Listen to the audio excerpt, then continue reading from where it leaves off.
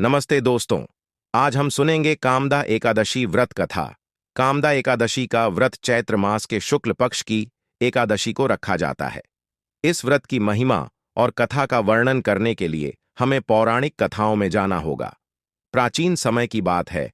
भोगीपुर नामक नगर में पुंडरीक नामक एक राजा राज्य करता था।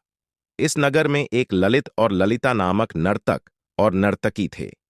एक दिन जब राजा के दरबार में नृत्य हो रहा था, तब ललित का मन अपने घर में विचरण कर रही ललिता में अटक गया। इस कारण वह अपनी नृत्य में भूल करने लगा। राजा ने यह बात समझ ली और क्रोधित होकर ललित को श्राप दे दिया कि वह राक्षस बन जाए।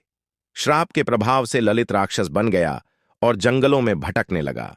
ललिता अपने पति को इस दशा में देखकर बहुत दुखी हुई और अपने पति के उद्धार के लिए कई प्रयास करने लगी।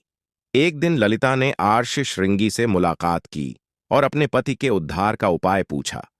आर्षि श्रृंगी ने उसे कामदा एकादशी व्रत रखने का परामर्श दिया और कहा कि इस व्रत के प्रभाव से तुम्हारा पति श्राप मुक्त हो जाएगा। ललिता ने इस व्रत को विधिपूर्वक किया और व्रत के फलस्वरूप ललित का श्राप समाप्त हो गया और वह फिर से मनुष्य बन गया। इस प्रकार कामदा एकादशी व्रत के प्रभाव से ललित और ललिता दोनों सुखी हो गए। कामदा एकादशी व्रत की विधि 1। व्रत के दिन सुबह जल्दी उठकर स्नान करें। 2। व्रत का संकल्प लें और भगवान विष्णु की पूजा करें।